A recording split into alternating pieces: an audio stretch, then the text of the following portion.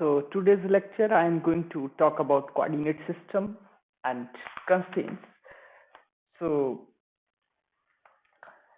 let us have a brief idea about the coordinate system. So if a particle is supposed to move in space, so we are having a particle and this particle is supposed to move in space, then generally we prefer to talk in terms of Cartesian coordinates,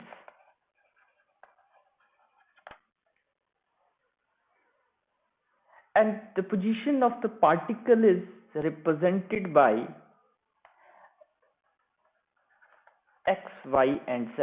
So let us have a look at it, that how things looks like. So this is a coordinate system.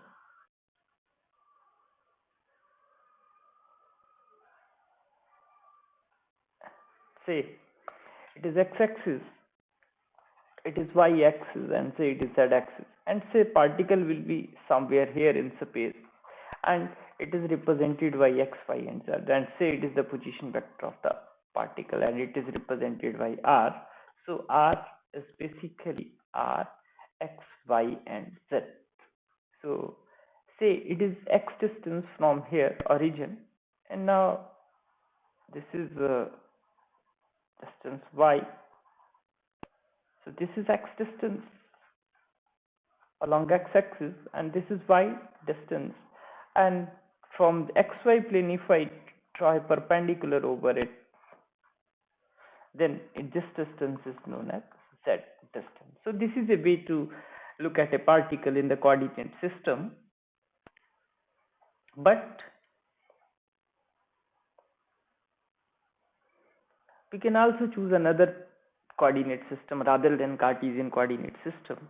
Say we can also choose the spherical coordinate system,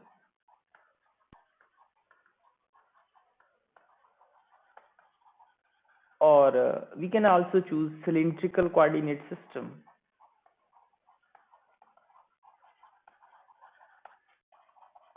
Depending upon the problem, that with what type of problem we are dealing with. Say if particle is supposed to move, particle is supposed to move on the surface of sphere,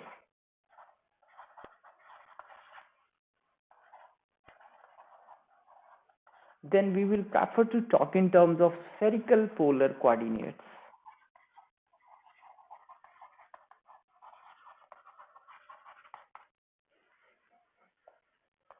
And I'm not going to talk about spherical polar coordinates or any other type of coordinates here. But if I briefly recapitulate, then x can be represented as r sine theta cos of phi, and y can be written as r sine theta sine of phi, and z can be written as r cos of theta. So either we can talk in terms of x, y and z, or we can talk in terms of r, theta and phi, and these are the spherical polar coordinates and these are the Cartesian coordinates, and these equations will connect these two different coordinates. Now what is the advantage of using these coordinates means spherical polar coordinates? So if a particle is supposed to move over the surface of a sphere, then for a particular r,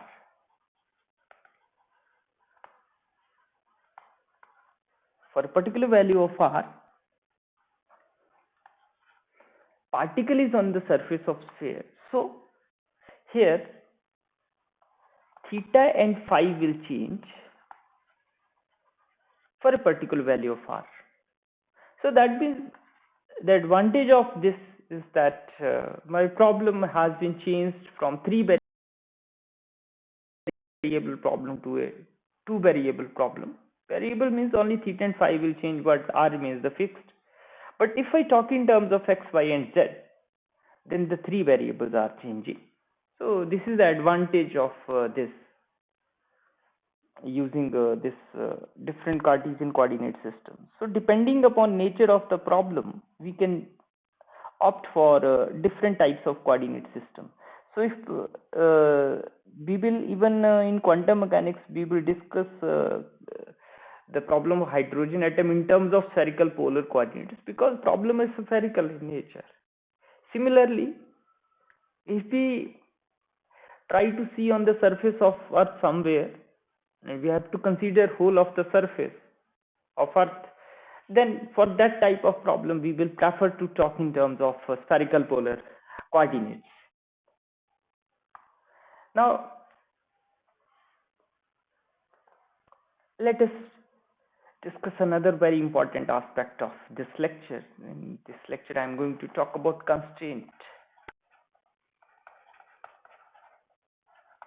Constraint means a type of limitation or restriction over something. So as in this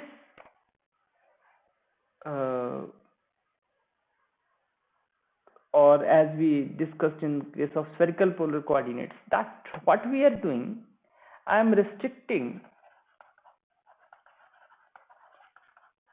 the motion of a particle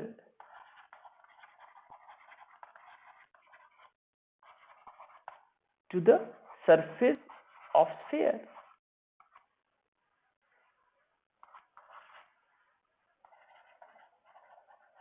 So if I'm restricting only up to the surface of sphere, that means what I am doing, I am imposing some restriction, and this restriction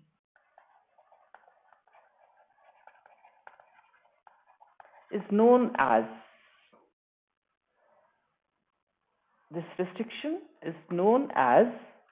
constraint. This restriction is known as constraint. Thus, constraint on a system is a parameter or limitation that the system must obey. So let us define constraint. Thus,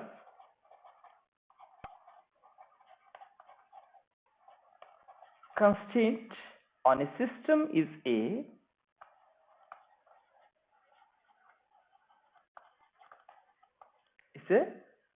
parameter or limitation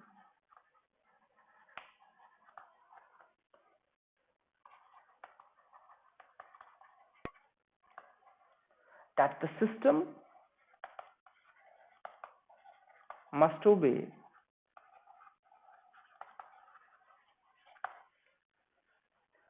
and generally constraints are of two types.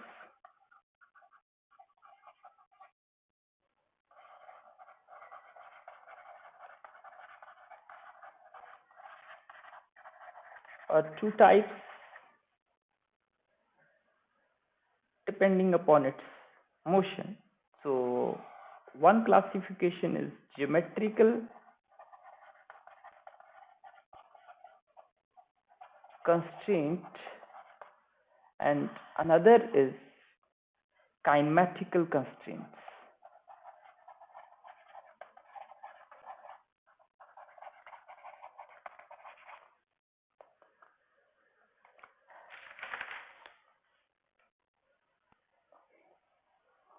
But if we talk in terms of this is regarding the motion of the particle, but if we talk in terms of algebraic equation,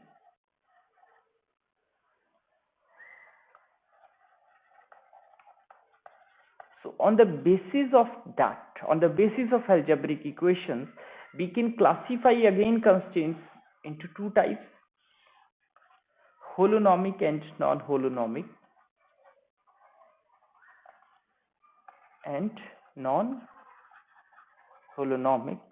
There is another way, and if we talk in terms of time dependence,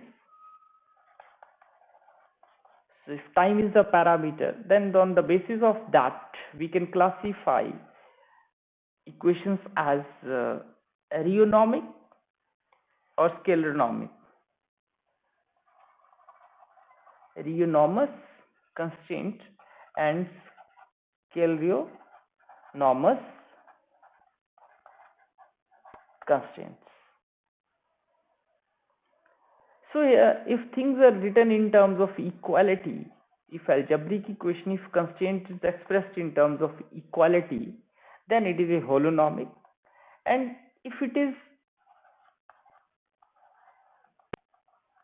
non-equality is there, means something is greater than or less than, if constraint is expressed in this way, non-equality, then we can say that it is non-holonomic. And here it is, time is explicitly in the constraint equation, then it is rheonomic. And if it is time independent, then we can call it as scaleronomic or scaleronormous constraint. So let me first of all talk about the geometrical constraint and the kinematical constraint. So it's a geometrical constraint.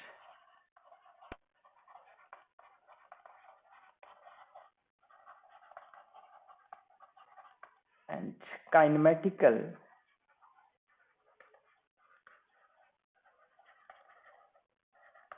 constraint.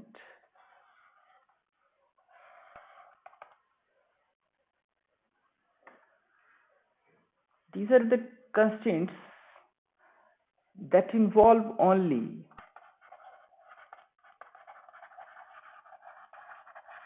positions, that is Ri, then we can call these as geometrical constraints. And these kinematical constraints, they also involve velocity vector as well, that is Vi. Its velocity should be there. It is a necessary condition, then we call it as a kinematical constraint. And let us talk about examples. So if we are having a bob of pendulum,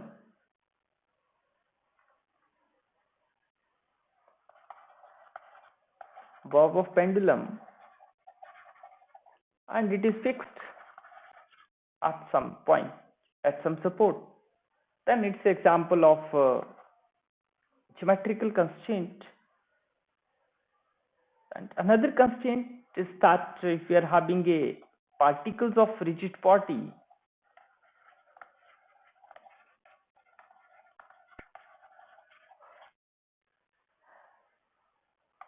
then all the particles are at fixed distance,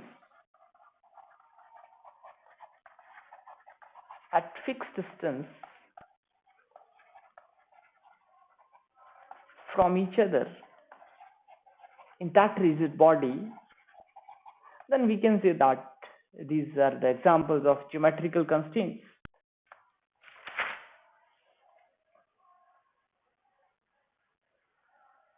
Then another example is if a particle sliding on a wire,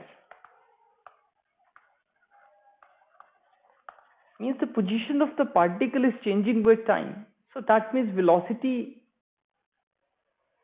has been incorporated into the system, and this is a kinematical constraint. Similarly, if a particle or if a body rolling on a surface, body or particle rolling on a surface, so this is again the example of kinematical constraint. So these are two examples of kinematical constraint, and these are the examples of geometrical constraints. So next classification I have made on the basis of equations, algebraic equations. So, and I classified equations, constraints as holonomic and non-holonomic constraints. Holonomic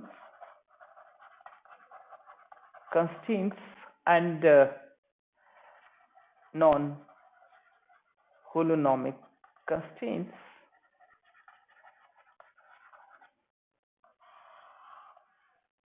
holonomic and non-holonomic constraints. So if a constraint can be expressed as an algebraic equality, so if a constraint can be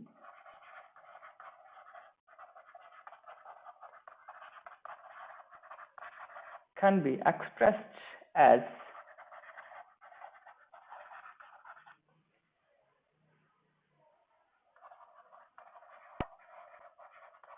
algebraic equality is called holonomic constraint. For example, it's a bob and somewhere it will be here and it is fixed to this point and its length is L, then this bob is oscillating like this. So what's going on? The length of this bob, because it is this bob is attached to an extensible string, so the length will remain the fixed, and then so constraint over this is that the x and y are moving in such a manner such that x square plus y square is equal to L square. So this is the constraint equation for this bob moving in a plane, and it is an algebraic equation containing equality or sign of equal to, and such a motion is known as, or such a constraint is known as holonomic constraint. Such a motion is known as holonomic constraint. Then let me talk about another example of another constraint, that is non-holonomic constraint. So in this, if a constraint relation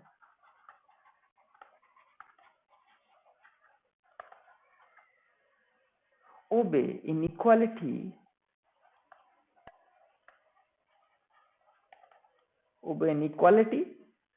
then we call it non-holonomic. For example, if a particle is supposed to move inside the sphere somewhere here, then the condition which this must obey, that is this one, x square plus y square whole under the root less than r. So that means this algebraic equation consisting of inequality, so such a constraint is known as non-holonomic, because now the particle is supposed to move inside the sphere but it cannot go out of it. So such a motion consisting of non-holonomic constraints. So this is a very beautiful example. And then I talk about another classification of constraint which is based on time. So one is the rheonormic or the rheonormous constraint.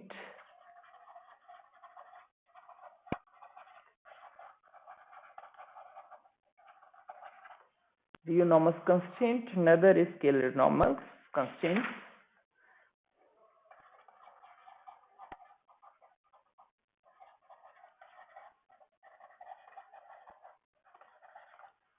So these are the two types of constraints, right? So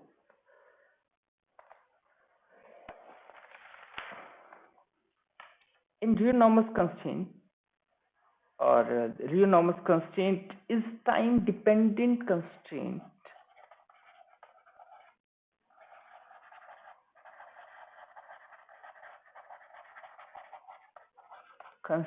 in which parameter t occur explicitly, in which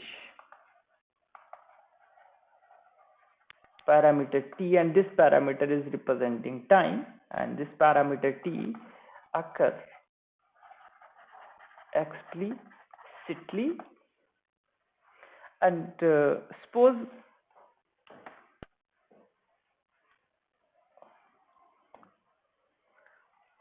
Suppose for this, let us suppose the motion of a particle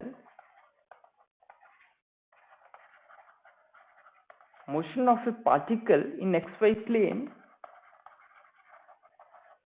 along a rod through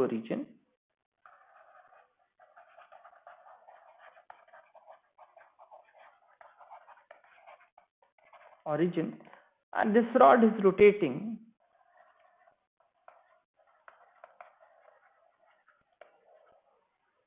with constant velocity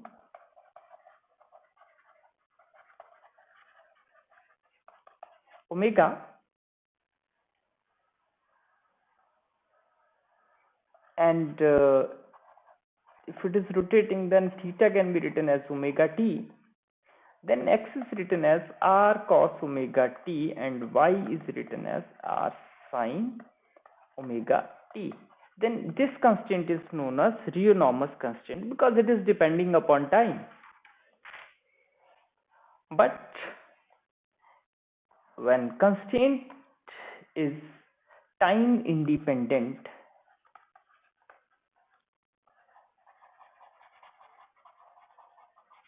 so if it is time independent, then we call it as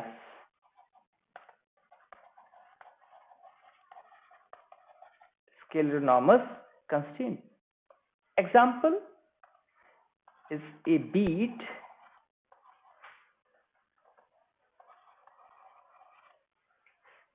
sliding on a rigid curved wire on a rigid curved wire and which is fixed. This curved wire is fixed. Then this is known as Scalar-Rheonormous constraint. So this is all about a brief idea of various types of constraints which we talk about in classical mechanics, and that's all for today's lecture. And in the next lecture I will talk about generalized coordinates and how these constraints will affect the generalized coordinates. So that's all for today's lecture.